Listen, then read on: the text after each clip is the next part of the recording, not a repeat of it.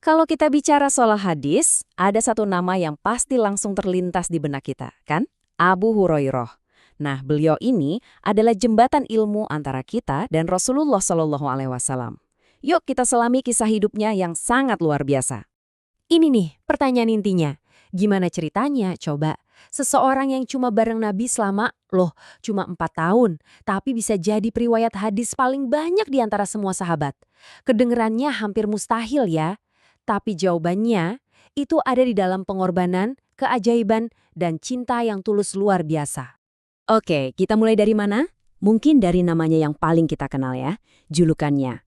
Ternyata, di balik nama panggilan yang unik itu, ada sebuah cerita yang menyentuh tentang kelembutan hatinya. Jadi, nama asli beliau itu Abdurrahman bin Syokr. Tapi kok kita kenalnya Abu Hurairah? Artinya, bapak kucing kecil. Unik banget kan? Saking melekatnya julukan ini, bahkan Rasulullah Shallallahu Alaihi Wasallam sendiri loh yang memanggil beliau dengan nama kesayangan ini, itu menunjukkan betapa dekat dan sayangnya Nabi kepada sahabatnya yang satu ini. Perjalanan beliau dimulai jauh dari Madinah, di tanah kelahirannya, Yaman. Di sanalah beliau memeluk Islam. Lalu, pada usia 28 tahun, beliau memutuskan untuk berhijrah ke Madinah. Bayangkan, datang sebagai seorang yatim, gak punya apa-apa, miskin. Modalnya cuma satu, iman yang membara di dada dan kerinduan yang luar biasa untuk bertemu sang Nabi. Tapi ada satu kesedihan besar yang mengganjal di hati Abu Hurairah.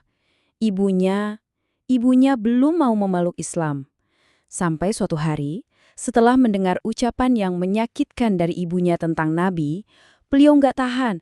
Beliau lari menemui Rasulullah sambil menangis, cuma untuk memohon satu hal, agar Nabi mendoakan ibundanya.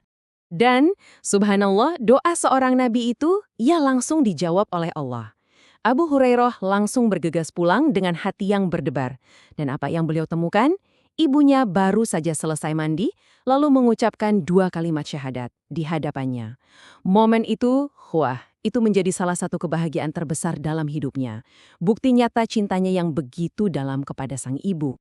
Nah, dari sini kita akan melihat sebuah pengorbanan yang luar biasa. Beliau ini membuat pilihan hidup yang tidak semua orang sanggup. Beliau mengutamakan ilmu di atas segalanya, bahkan di atas kebutuhan perutnya sendiri. Coba deh, kita lihat perbandingan ini. Para sahabat muhajirin kan wajar ya, sibuk berdagang di pasar. Sahabat Ansor sibuk di kebun-kebun mereka. Dan itu semua adalah hal yang mulia pastinya. Tapi Abu Hurairah, beliau punya fokus yang berbeda. Tugasnya cuma satu, senantiasa mendampingi Rasulullah Shallallahu Alaihi Wasallam kemanapun beliau pergi, benar-benar mendedikasikan hidupnya untuk ilmu. Karena pilihan hidupnya itu, beliau menjadi bagian dari Ahlus Syuffah. Itu loh para sahabat miskin yang tinggalnya di serambi Masjid Nabawi. Jadi, ketika beliau berkata, "Aku sampai menempelkan perutku ke kerikil karena lapar," itu bukan kiasan, itu benar-benar gambaran nyata. Saking seringnya beliau menahan lapar yang hebat, demi apa? Demi menyerap setiap kata dan perbuatan dari sang guru. Kesabarannya ini berbuah manis loh. Ada satu kisah luar biasa, mujizat susu. Bayangkan ya, dalam keadaan sangat lapar, beliau malah diperintahkan Nabi untuk membagikan semangkuk kecil susu kepada puluhan orang ahlu syufah. Dengan penuh ketaatan, beliau melayani mereka semua satu persatu sampai kenyang. Dan ajaibnya, susu itu cukup. Justru beliaulah yang minum paling akhir sampai paling kenyang. Semua pengorbanan itu, semua rasa lapar itu, semua ketekunan itu, tidak ada yang sia-sia. Allah menganugerahinya sebuah karunia yang sangat spesial. Sebuah karunia yang akan mendefinisikan warisannya untuk selamanya. Nah, ini dia momen kuncinya. Jawaban dari pertanyaan kita di awal. Ini adalah mujizat kenabian yang terjadi langsung pada Abu Hurairah. Beliau pernah mengeluh kepada Nabi karena sering lupa, lalu meminta didoakan. Nabi kemudian menyuruhnya membentangkan kainnya, lalu Nabi seolah-olah menuangkan ilmu ke kain itu. Setelah itu, Abu Hurairah disuruh mendekapnya ke dada.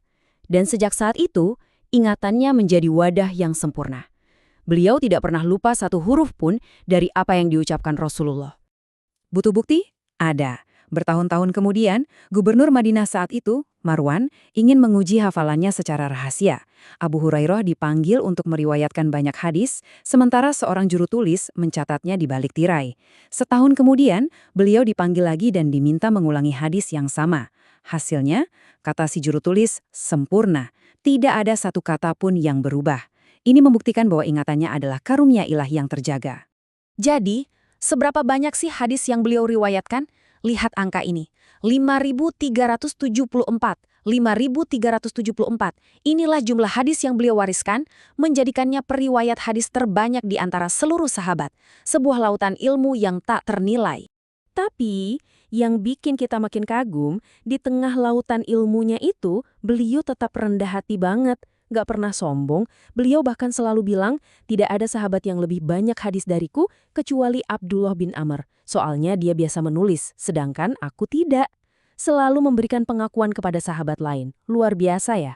Oke, jadi ilmunya banyak, hafalannya kuat. Tapi apakah cuma sampai di situ? Tentu tidak.